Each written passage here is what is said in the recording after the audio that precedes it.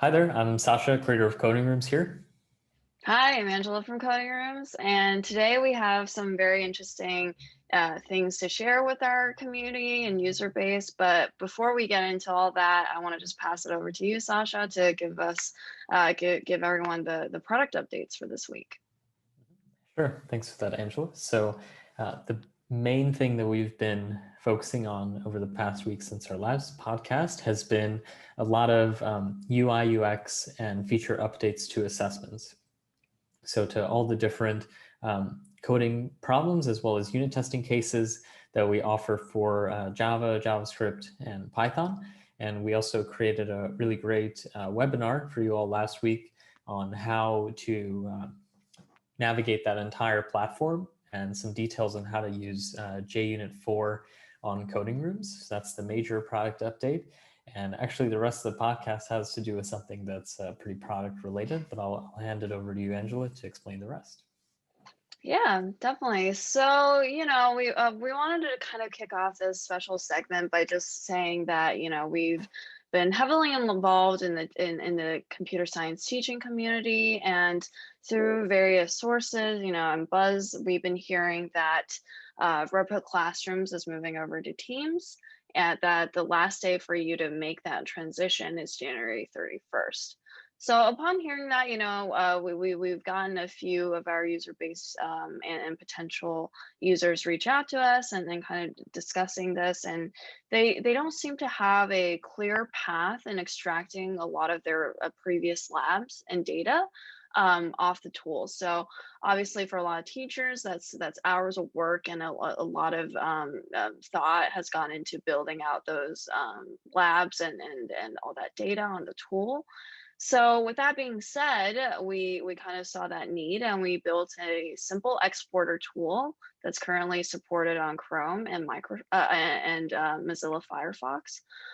So yeah, but before we get into kind of a demo of that tool and stuff, I want to hand it over to you, Sasha, to discuss kind of the how it all works and anything that potential users should look out for. Sure. So the main issue with the current migration plan that's offered by Repl.it is they only allow migration of some of the student submissions, but the labs, unit tests, any of those auto grading cases that you built, as well as your gradebook, you can't get it out.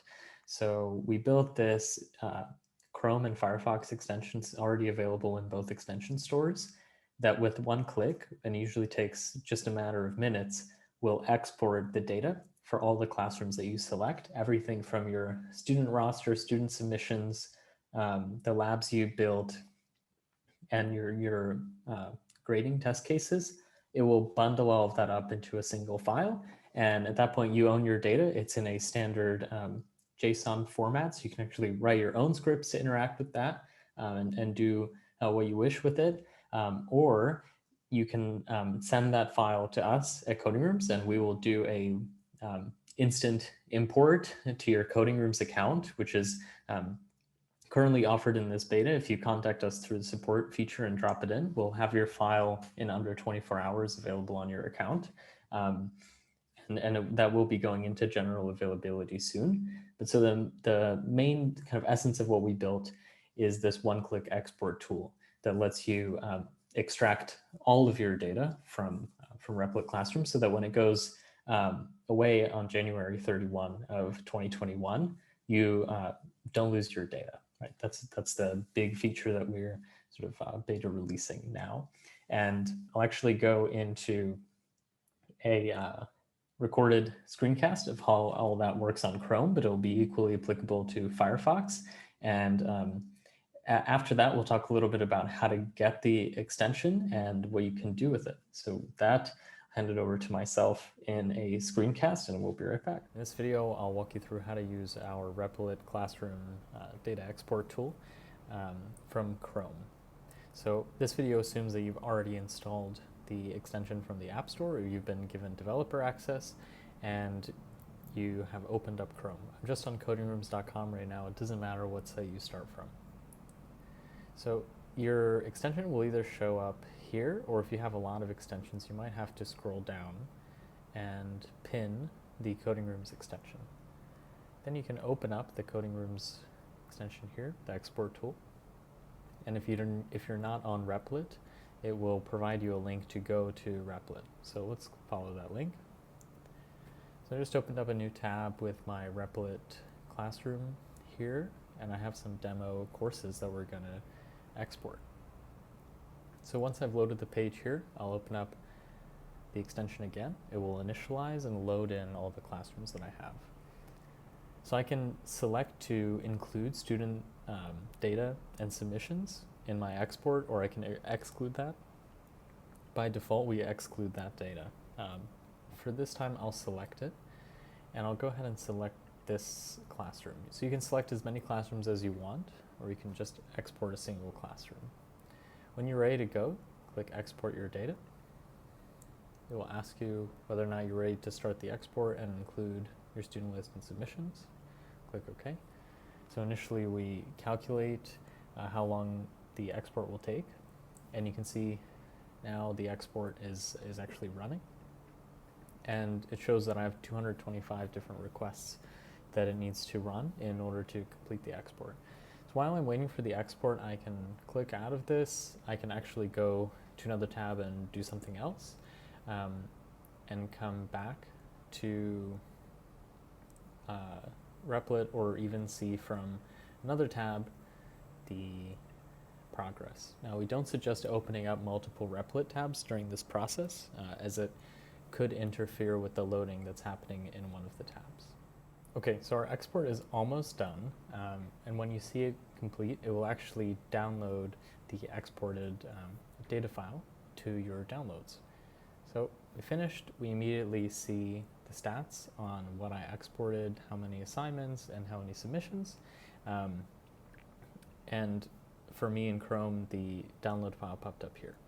So that's it. You've exported all the data that you wanted from Repl.it Classroom. And in the next, we hope you enjoyed that demo of how to use the export tool, and now a little bit more on how to participate in this initial beta. So the first thing you can do is go to checking the links in the description box. You can go to the respective store for the browser you use, whether that's Chrome or Firefox. You click download. You can add the extension to your browser. There might be an extra step of pinning the extension to your address bar, which we talked about in the demo. And then from there, you just open the extension. It will navigate you to Repl.it Classroom automatically. You can tick off all the classrooms that you want to export, download them, and then once you have that file, you can go to codingrooms.com and drop it into the live support chat in the bottom right-hand corner. If you just click on that chatbot icon and open a new conversation with us and drop in the file, we'll have it to you in your account in less than 24 hours. That's our commitment for everyone who participates in this beta. And that's all that it takes. So basically, you'll have your data on a new supported platform to use with just a couple clicks in a few minutes and a free trial. Or you can also choose to do whatever you wish with that exported JSON file. Yeah, definitely. And please feel free to also reach out to us on any of our social media platforms. We really want to make your lives easier as teachers, and to get that data out. So definitely, I think this week with, the holiday season coming up and Thanksgiving around the corner, our thought of the week is just really about talking, from the coding room's perspective, what we are thankful for this Thanksgiving. And, I'll let you go first, Sasha.